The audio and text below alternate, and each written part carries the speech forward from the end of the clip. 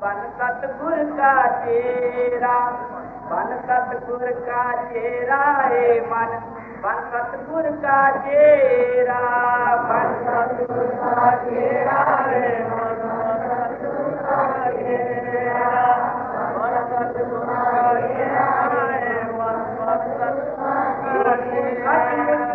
सतगुरु का जो तू सचमुच है, सतगुरु का सचमुच है, सतगुरु का जे तू सचमुच है, सतगुरु का सतगुरु हो जाए तेरा है मन, बन सतगुरु का चेरा, सतगुरु हो जाए तेरा है मन, बन सतगुरु का चेरा, सतगुरु हो जाए तेरा है मन, बन सतगुरु का चेरा, सतगुरु हो जाए तेरा है मन, बन सतगुरु का चेरा।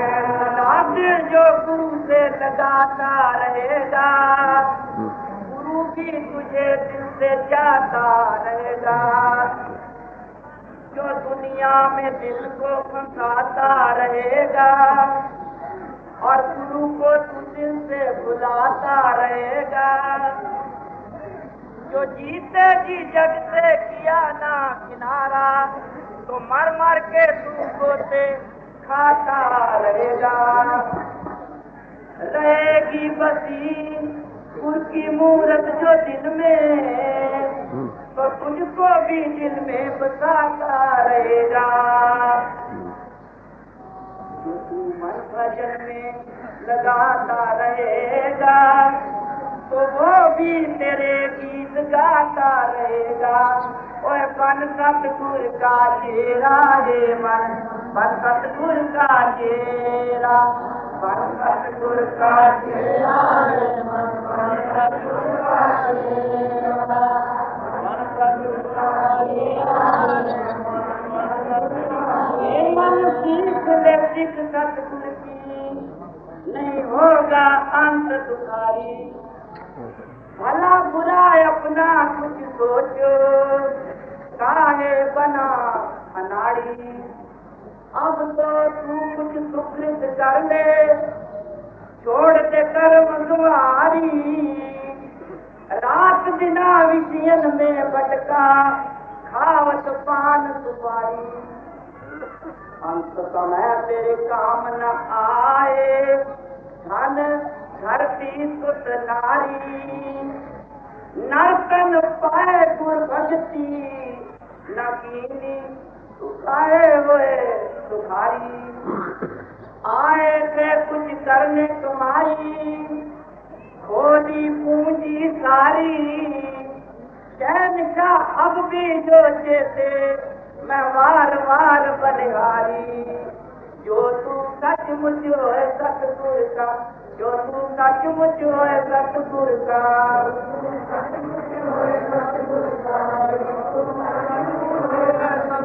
सतगुरु हो जाए तेरा है मन, बन सतगुर का चेरा, सतगुरु हो जाए तेरा है मन, बन सतगुर का चेरा, सतगुरु हो जाए तेरा है मन, बन सतगुर का चेरा, सतगुरु हो जाए तेरा है मन, बन सतगुर का चेरा। इंसान का जामा सारी कायनात में पैदाइश में सबसे ऊंचा माना गया, और बावजूद इस बात के जिधर नजर मारो सब दुखी ही नजर आते। गुरु नानक साहब फरमाते हैं, नानक दुखिया सब संसार। कबीर साहब कहते हैं, दे धर सुखिया कोई न देखा, जो देखा सो दुखिया हो। और महात्मा जिसकी बानी लोग वो सब यही कहते कि इंसान दुखी है। सबसे ऊंचा दर्जा रखते हुए भी ये दुखी क्यों है? महापुरुष कहते हैं, सर्वजून तेरी पनहारी, सर्व में तेरी सिकदारी। ऐ इंसान, सारी दुनिया तेरी सेवा के लिए बनाई गई, तू सब में सरदार जूनी है। बेहतरी फजीलत रखते हुए भी बादल खुदा तो ये किस्म मुझसा थोड़े लफ्जों और महात्मा के बाद दूसरा दर्जा इंसान को। इसका जवाब क्या है? क्यों दुखी? क्योंकि राइट अंडरस्टैंडिंग नहीं रही, सही नजरी नहीं रही, इस खातर इंसान दुखी। महापुरुषों की वाणी में किसी समाज के धर्म पुस्तक ले लो, सब में गुरु की महिमा गाई। गुरु में क्या फजीलत है, उनसे पूछे तो वो कहते हैं हम इंसान ही, और वाकई इंसान, इसमें क्या शक? वही दो आंखें रखते हैं, दो हाथ, दो पांव, पैदा भी एक ही तरह से होते, परमात्मा की तरफ से सबको एक जैसे हकूक दिए। सर डेवलपमेंट की बात है, जिसने जिस तरफ तरक्की कर ली उस काम में दूसरों को गाइड कर सकते। एक डॉक्टर है, उसने जिस्म की एनाटॉमी को समझा, सर्जरी करके अपने हाथों से चीर फाड़ कर देखा है सिस्टम कैसे काम करता है। मलकिन की हदायत से जो उसमें एक्सपर्ट है, वो तालीम मेडिकल बुक्स में दी गई है। बावजूद उन सब चीज़ों के होते हुए भी फिर भी ऐसे पुरुष की जरूरत है जिसने प्रैक्टिकल करके देखा है कि इंसान का जिस्म कैसे काम करता है, कैसे इसमें रुकावटें बनती हैं, कैसे वो रुकावटें दूर हो सकती हैं। जो इसमें माहिर हैं उनके पास बैठकर वो कहाँ से अपने रेफरेंस देते हैं, कुछ तो प्रैक्टिकल बतलाते हैं, हाउ टू, कैसे सर्जरी करते हैं, एनाटॉमी कैसे कर सकते हैं, प्रैक्टिकल डिमॉन्स्ट्रेशन देते हैं। और बावजूद से बात की कि किताबें सब आगे भी थी, अब भी है मौजूद, जो फाइंडिंग्स नई सी नहीं होती है किताबों में आ जाए। इसी तरह इंसान जिसको सही नजरी बनी है उसके पास बैठने से हम भी सही नजरी को पा सकते। तो दुनिया में सही नजरी क्या है कि इंसान सबसे पुराना, man is older than all philosophies and religions. परमात्मा ने इंसान बनाया और इंसानों ने मजहब बनाया। किन्होंने? जिनको सही नजरी मिली। अगर इंसान सब एक है, देख लें, एक जैसे हकूक प्रभु ने सबको दिए, बाहरी बनावट के लिहाज से, दो हाथ, दो पांव, दो आंखें, दो कान, अंदरूनी बनावट भी एक जैसी है, दिल है, दिमाग है, फेफड़े हैं, यहाँ पर टेलीग्राफ ऑफिस भी ब्रेन लगा पड़ा है। हर रोज से वो म्यूनिसिपैलिटी गंदगी को खुद निकालती है, पैदा भी एक ही तरह से हो। तो इंसान में कोई फर्क नहीं, ऑल मैनकाइंड इज वन। सिर्फ अब डेवलप का सवाल है इंसान क्या है। जैसे डॉक्टर ने एनाटॉमी करके जिस्म की माहियत को समझा है, इसी तरह जिन्होंने शरारी जिंदगी को हल किया है वो क्या कहते हैं? ऐ इंसान, तेरे अंदर बड़ी भारी बढ़ाई है, मुमकिनात हैं, पॉसिबिलिटीज हैं जिनको तू पा सकता, मगर तूने अपने आप की तरफ कभी तवज्जो नहीं की, दुनिया को देखता रहा, कभी अपनी तरफ भी देख लेता तो क्या अच्छा। जितनी ग्रंथ पोथियां हैं, धर्मशास्त्र, देश शास्त्र है, वो इंसानी किताब के अनरेवलमेंट है। बस जिन्होंने इस जिस्मानी किताब को पढ़ा है, यही सबसे बड़ा वेद, सबसे बड़ा कुरान, सबसे बड़ी धर्म पुस्तक। इसी का बयान महापुरुषों ने जिनसे इसको अनरेवल करके देखा है, इसी का बयान सब ग्रंथ पोथी मौजूद है।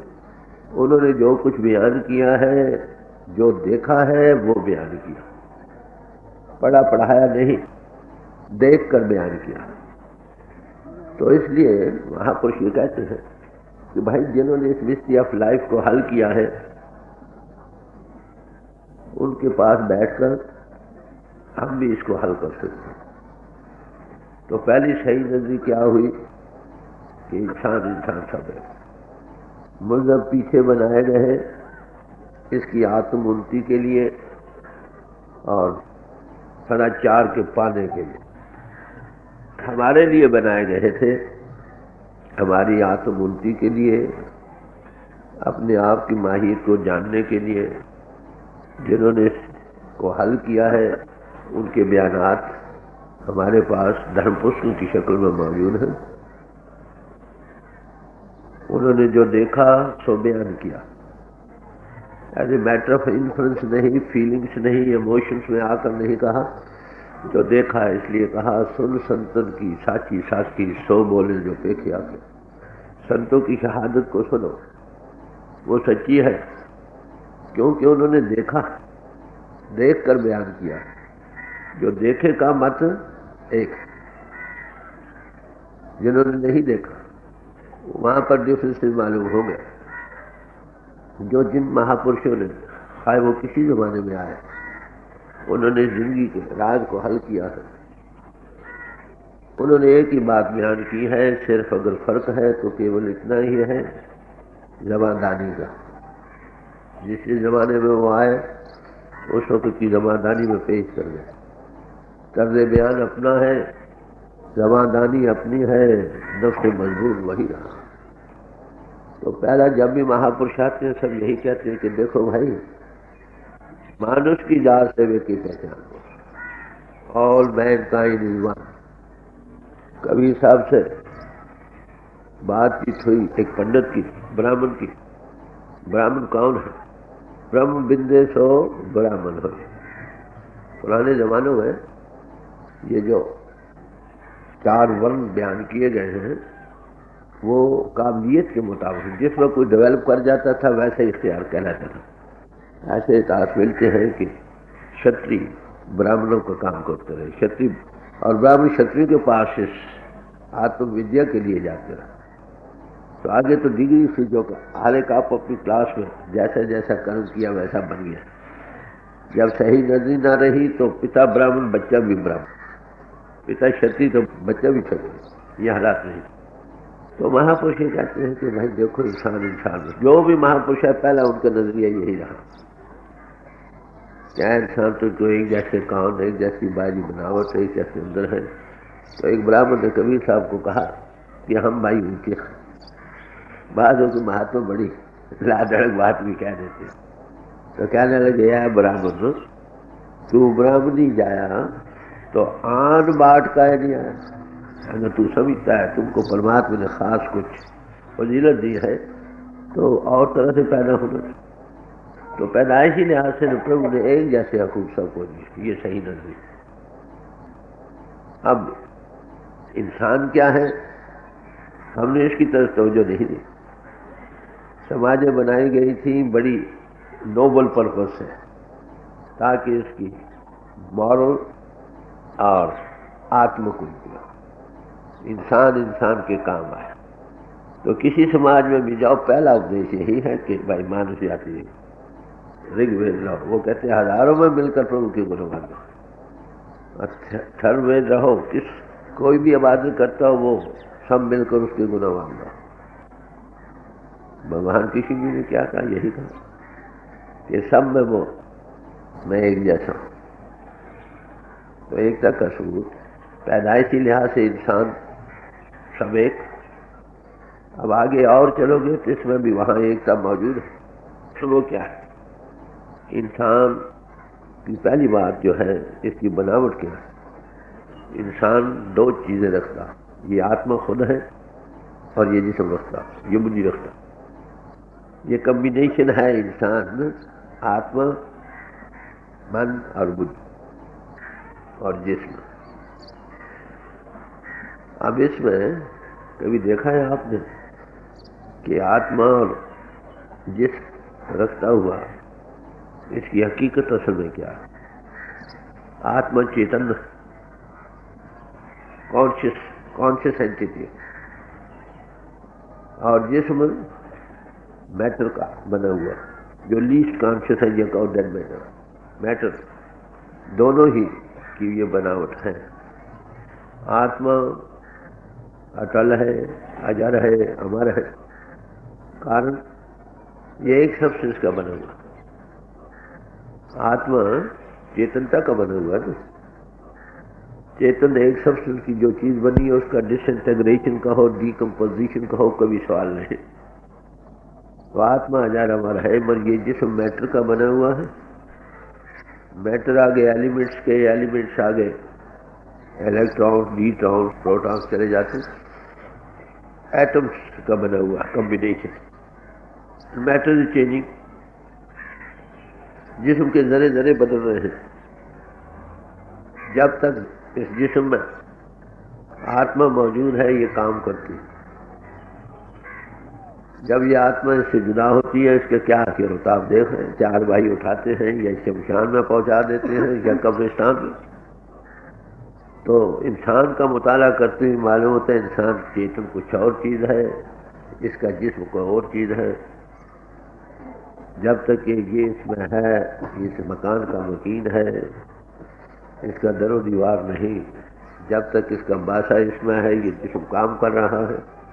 जब वो इससे जुदा होता है तो इसको कौन पूछता है? आध घड़ी को न राखत काट दे देवा, काडो काडो है। वो देखेंगे हम इसमें कैसे कैद है। आंख में जिसमें 9 सुराख है, 2 आंखों के, 2 नासिका के, 2 कान, मुंह, गुदा और इंद्र। मगर हम बाहर भाग नहीं सकते हैं। भाग जाना चाहिए ना। बाद में बड़ा सख्त तंग होता हो, मैं मर जाऊं, मर नहीं सकता। कोई चीज इसको कायम रख रही।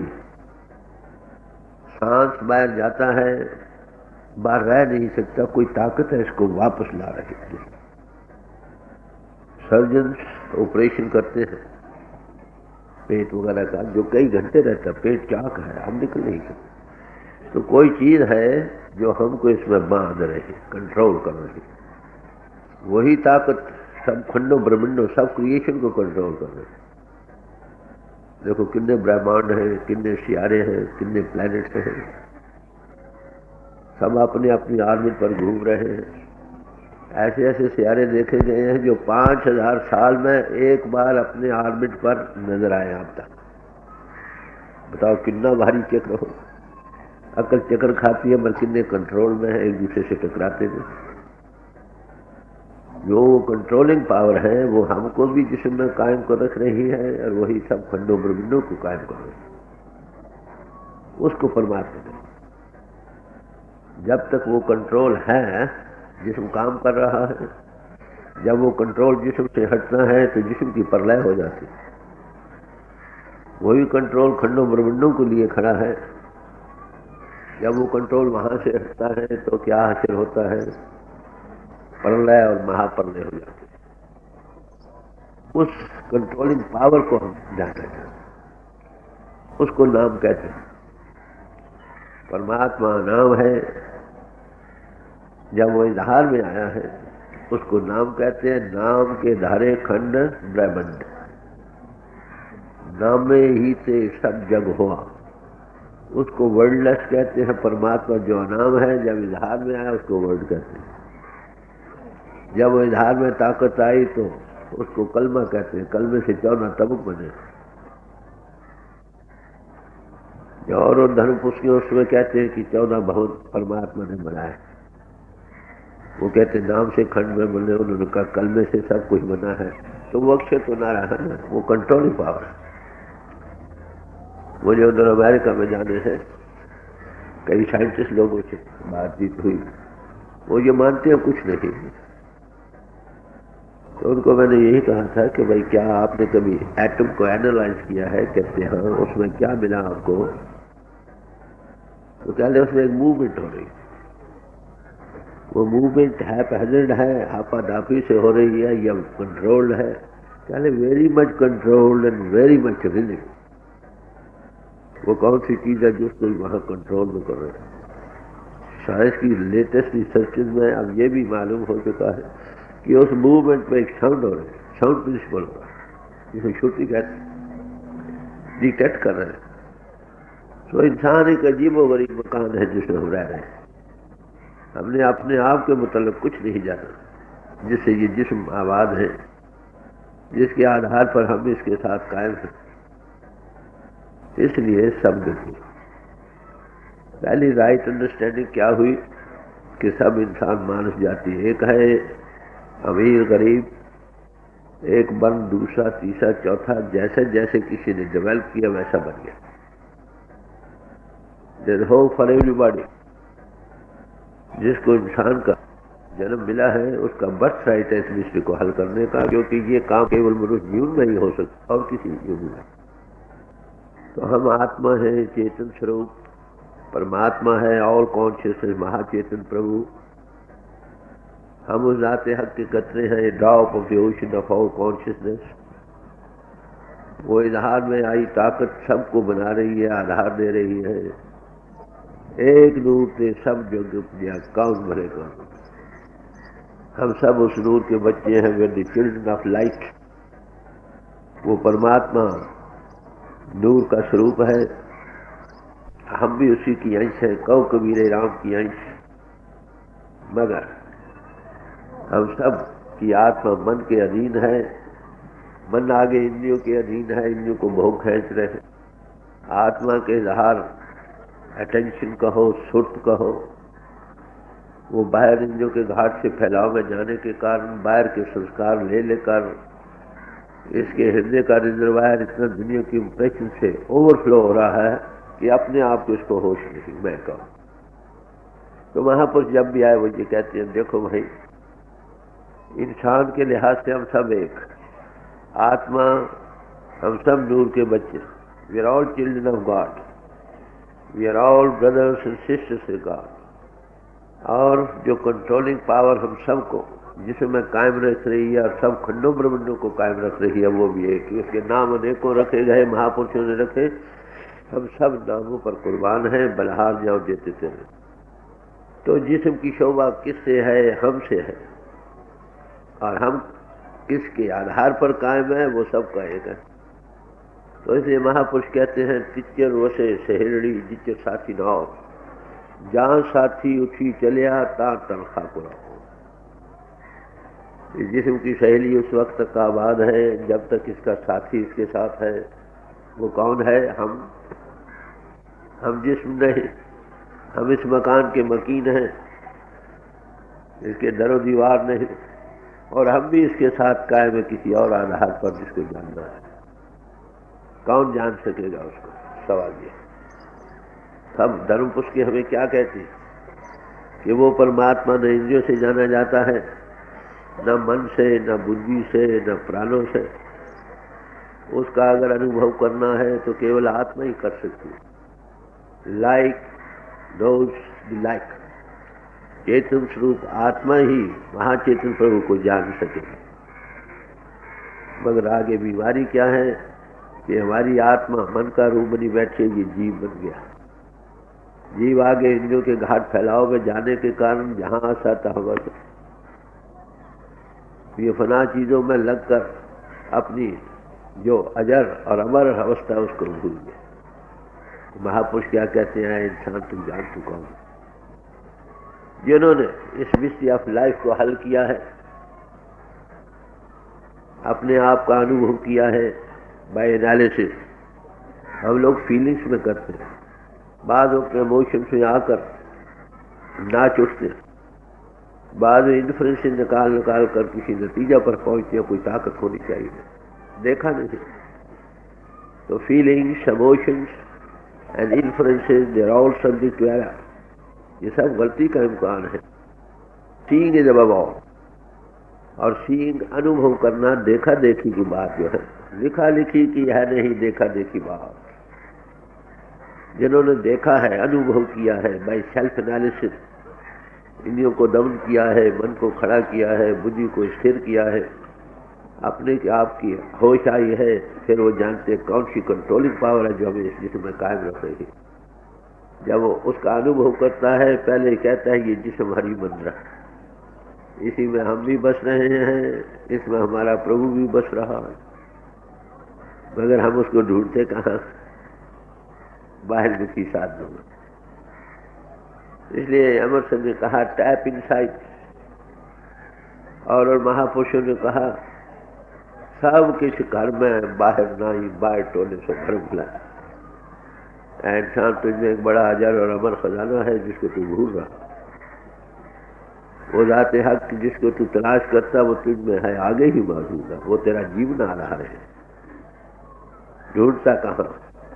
तो इसलिए जिन्होंने इस राज जिंदगी को हल करके अनुभव किया है, उसका नाम साधु शंकर महाराज। तो वो क्या कहते हैं कि सन ऑफ मैन नहीं जान सकता, जिसके अंतर उसका अनुभव जाग उठा है, जो उसका अनुभव कर रहे हैं, जैसे में आवे खसब की बाणी तैसा करी ज्ञान विलाल। सारे महापुरुष, जैसा महापुरुषों ने कहा कि जो इंसानी गले से आवाज निकलती मालूम होती है, वो निकलती तो जरूर मालूम होती है, मगर वो परमात्मा की आवाज। सारे महापुरुष ये कहते हैं कि इस राज जिंदगी को हल करना चाहिए। गुरु जी भागों से बिना जिन्होंने किया उनकी सोबत में हम भी कर सकते। सच्चे मानव में कोई महापुरुष ही सच्चा आस्तिक है, बाकी सब नास्तिक है, क्योंकि जिसको देखा नहीं तो आस्तिक कहां से आए। हमने ग्रंथों में पढ़ा है ना परमात्मा है, फलाना महात्मा कहता है, फलाना कहता है, वो तो देख कर कहते हैं, मगर अभी तक हमने देखा तो नहीं है। जब तक देखे नहीं सच्चे मानव में आस्तिक नहीं। जब मुसीबत बनेगी तो कहते हो परमात्मा कहाँ गया, सो गया है। पाकिस्तान के नज़ारों में हमने देखा लोग गाली निकालते थे परमात्मा, वो कहाँ गया परमात्मा, क्यों देखा नहीं। तो सच्चे आस्तिक तो आपको कहीं कहीं मिलेंगे, वो गवाही देते हैं कि है। तो इसलिए कहा कि जो महापुरुष कहे, अब कोई इंसान जो इसने इस राज जिंदगी को हल किया है और दूसरों को सेल्फ एनालिसिस करके इसका अनुभव करा सकता है, उसका नाम साधु शंकर महाराज।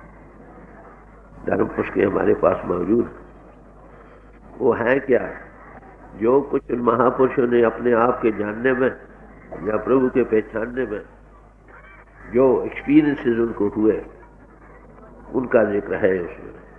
कौन सी चीजें मददगार साबित हुई, कौन सी रुकावट बनी, उनका जिक्र है। और उस प्रभु से मिलकर क्या कुछ शांति, थोड़े थोड़े इशारे। अब इन ग्रंथों पोथियों को समझने के लिए भी हमें किस बात की जरूरत है कि जिन्होंने इस राज जिंदगी को हल किया है, वो एक्सपीरियंसेस, वो तजुर्बे जो ग्रंथों पोथियों में दिए हैं, उनका उसको भी हिस्सा मिला है। वही इंसान तुमको उसको सही नजर राइट इम्पोर्ट दे सकेगा, राइट। अगर इल्मियत के घाट पर उसको बयान करेंगे तो तफसीरें कई बनती है। सच पूछते हैं आप कि मजहबों के इख्तिलाफ क्यों है, उसका एक जवाब सही नजर है, उन्होंने देखा नहीं। देखे का मत एक आदमी उठा, उसने कहा मेरा ये तजुर्बा, मेरा ये ख्याल है। 1000-2000 आदमी उसके गिर्द अगर खड़े हो गए, एक क्लास बन गई, चलो दूसरा उठने अलहदा बन गई। अगर इसकी माहियत तय में जाओ तो इंसान सब एक, आत्मा के लिहाज से एक, परमात्मा के लिहाज से जो कंट्रोल कर रही है वो एक। यूनिटी आगे ही एग्जिस्ट करती है, हम उस यूनिटी को भूल रहे। मजहब में दाखिल हुए थे इस यूनिटी का अनुभव करने के लिए, वो हमारे रिक्रूटिंग सेंटर से हमने उस प्रभु को जानना था, यूनिटी का अनुभव करना था। मगर यूनिटी तो किनारे रह गई, नई डिस्ट्रप्शन बन गई। मजहब में दाखिल होने का मतलब प्रभु प्राप्ति है, उस हकीकत को जानना है। तो रिलीजन के, मजहब के दो पहलू हैं, एक बाहरी एक अंदर। एक तो रिलीजन उसको कहते हैं बाहरी फॉर्म, बाहरी राइट्स और रिचुअल्स, मोड्स ऑफ प्रेयर्स। दूसरा पहलू इसका है अंतरिक, इंसान कौन है तू। ये जिस्म नहीं कहना पड़ेगा। मैं कहता हूँ ये मेरी घड़ी है, मैं रख देता हूँ, ये मेरा कोट है, मैं उतार सकता हूँ। और मैं ये भी कहता हूँ मेरा जिस्म है, क्या हम उतार सकते? उतरता तो है, एक समय आता जब जिस्म से रूह जुदा होती, उसको मौत कहते हैं। ये जिस्म हमने देखा, अपने हाथों से कंधों पर उठाया, शमशान भूमि में पहुंचाया, अपने हाथों से दाग भी दिया थे, पर फिर भी कभी ये ख्याल नहीं आया वो कौन था जो गया, वो कौन है जो मुझ में, मैं कौन। यही तो बात है। एक महात्मा के पास गए, कोई आदमी बाहर से दरवाजा खटखटाया, अंदर से पूछा, अरे तुम कौन हो? तो कहने लगे मैं जानने आया हूँ कि मैं कौन हूँ, मुझे ये पता है। अगर इंसान अपने आप को जान ले, ग्रेट इज मैन, बड़ी भारी मुमकिनात है इसमें। जो ब्रह्मंडे सोई पिंडे, जो खोजे सो पावे। ये जिस ब्रह्मंड का नमूने पर बनाया गया है, ब्रह्मंड में 3 प्लेन्स हैं, स्थूल, सूक्ष्म और कारण, फिजिकल, एस्ट्रल और कागज, कशीफ, लतीफ और लतीफ और लतीफ। सारे समाजों में बात वही कही है, लफ्ज़ अपने। तो जब चाहे, इसलिए महाप्रभु ने हमको ये कंसेशन दिया है, जब चाहे यहाँ काम करें, जब चाहे वहाँ करें, मगर हम इस जिस्म के जो आयरन कर्टन है ना, आहनी दीवार, इसको उल्लंघन नहीं कर सकते। तो जिस महापुरुष ने, जिस इंसान ने इस जिस्म को उतारना सीखा है, लतीफ से ऊपर गया है, सूक्ष्म से, फिर कारण से, फिर अपनी हकीकत को पूरे तौर से जाना, वो कहता I and my father are one, मैं और मेरा पिता एक। वो जो मेरा पिता बैठकर काम कर रहा है, मैं उसमें हूँ, वो मुझ में। गुफ्ताए और गुफ्ताए अल्लाह बाद गर्चन हकूम अब्दुल्ला बाद, उनका कहा हुआ, प्रभु का कहा हुआ होता है, खायदार शक्ल में इंसानी नजर आता है गले से, मगर जो कहता वो प्रभु से आता है। मुस्लिम कहते हैं जो ख्यालात बगैर सोचे समझे कि अपने आप से चले आए, जरा ऑलवेज पर अनुभव से आए, वो मनमुदी के घाट पर नहीं मिलते। तो जिन्होंने इस राज जिंदगी को हल किया है, दूसरों को हल करने में मदद दे सकते हैं, एक्सपीरियंस करा सकते हैं, उसका नाम साधु संत है। वो इंसान ही है हमारी तरह। वो अपने आप को इंसानियत से ज़्यादा नहीं समझता, ये समझता है कि उसकी कृपा से मुझे कुछ मालूम है। क्राय से पूछा गया, तुम हमेशा अपने पिता का जिक्र करते हो, क्या अच्छा हो कभी आप अपने पिता का दर्शन करा देते।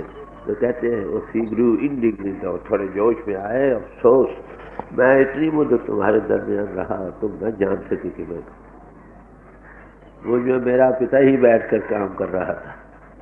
जो महापुरुष है, ही इज कॉन्शियस को वर्कर ऑफ द डिवाइन है, वो देखता वो कर रहा, मैं नहीं कर रहा। इसलिए पहली क्या, उसमें हमेशा निम्रता हो, जो देखता वो कर रहा, मैं नहीं कर रहा। फिर यहाँ तक कह दिया कि जिन्होंने मुझे देखा उसे मेरे पिता को देखा। और एक देखने वाली बात है कि परमात्मा घट घट में विराजमान है, घट घट में हर जू बसा है, संतन क्यों पुकार, God resides in every heart. वो हमारी कंट्रोलिंग पावर है, जिसमें वो इजहार कर दिया। परमात्मा के साथ आपको कौन मिला सकता, उसका कोई भाई नहीं, बंधु नहीं, माता नहीं, पिता नहीं, कोई दोस्त नहीं। तो ये कहना पड़ेगा कि जिस हृदय में वो प्रगट है, वो मैनिफेस्टेड गॉड, वो तुमको उसके साथ मिला सकता। तो ये फर्क है इंसान, मुकम्मल इंसान और साधारण इंसान। तो ये कहना नाम कोई सब।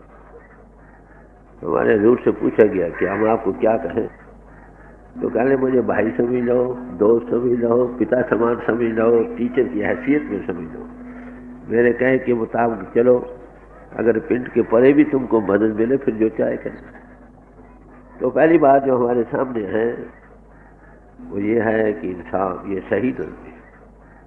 अगर राइट अंडरस्टैंडिंग बन जाए, झगड़े का है कि मजहब में दाखिल थी यूनिटी को पाने के लिए, जिनकी आत्मा मानिंदों के घाट पर बाहर फैलाव के कारण दुनिया में खचत हो रही है, वो बाहर से उसका जब तक तवज्जो हटती नहीं, अंतर्मुख कैसे हो सकता।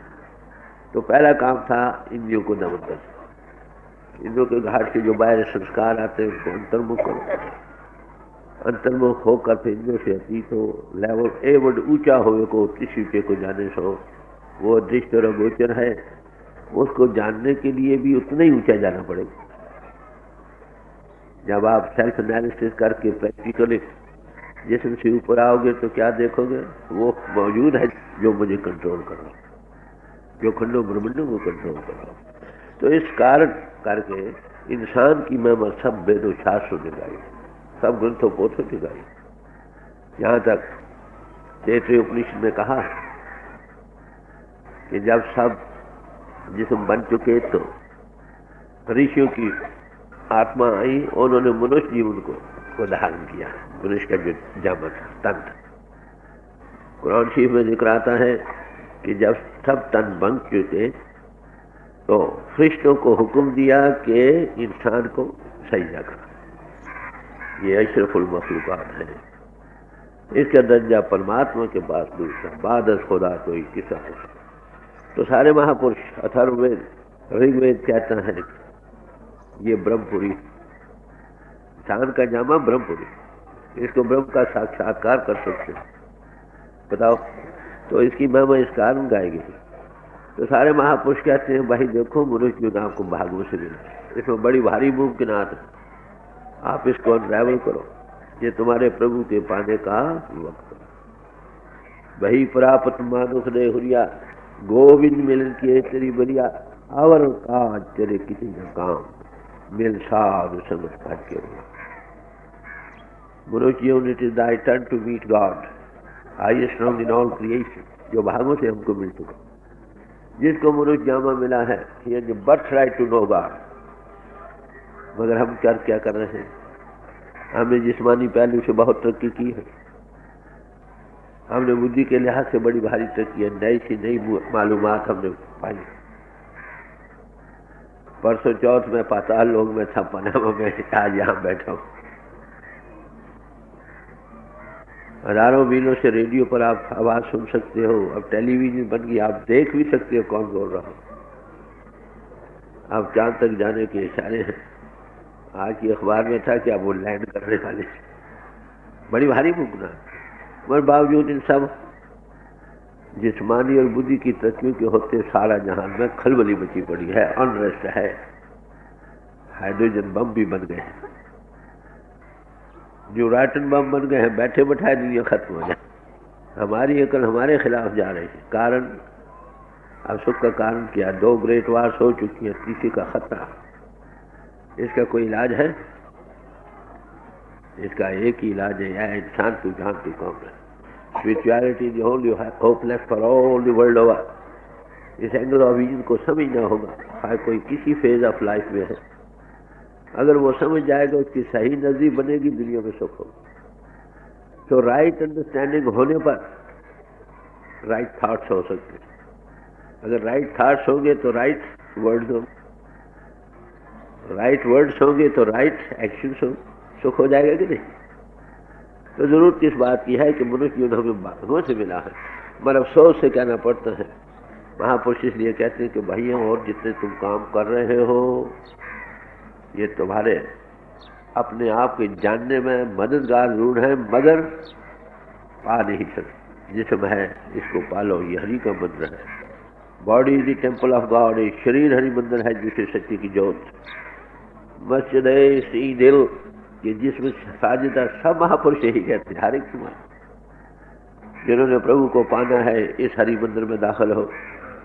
हम ढूंढते कहाँ हैं उनको? ग्रंथों पोथियों में क्या दिया है? उन महापुरुषों के तजुर्बे, जाती एक्सपीरियंसेस जो उन्होंने प्रभु के पाने में किए, उसका एक फाइन रिकॉर्ड है। बड़ी भारी कीमती चीजें हैं। They are worth in tons of gold and emeralds, हीरे जवाहरात से ज्यादा कीमती है। मगर इसके बावजूद होते हुए भी किसी ऐसे पुरुष की जरूरत है जिसने वो किया है एनालाइज, और हमें कराने में बनेगा। पढ़ने से शौक बनेगा। सही नजरी तब राइट इम्पोर्ट या सही माने तब समझ में आएंगे जब किसी ऐसे पुरुष से वास्ता होगा जिसने उसका तजुर्बा किया, जिसे देखा। जो इल्मियत के घाट पर उसका बयान करेंगे, वो एक कुछ करेगा, दूसरा कुछ करेगा। तो ये डिफरेंसेस क्यों है कि सही नजरी नहीं, right understanding, first and experience नहीं है, तो झगड़े खाए। हर स्कूल कॉलेज के अपने अपने कोर्स होते हैं, बैजेज होते हैं, गलत तालीम की है। हमारे स्कूल और कॉलेज हमारे स्कूल हैं रिलीजन, इसमें हम दाखिल हुए प्रभु प्राप्ति के लिए। तो कबीर साहब क्या कहते हैं? चाले थे हर मिलन को बीचियत क्यों की। घर से निकले थे, मज़ में शामिल हुए प्रभु प्राप्ति के लिए, प्रभु तो गया भूल। समाजों में दाखिल हुए थे, ये रिक्रूटिंग सेंटर से प्रभु प्राप्ति के लिए, समाजों की फौजों में दाखिल हो गए, लड़ मर रहे हैं प्रभु किनारे।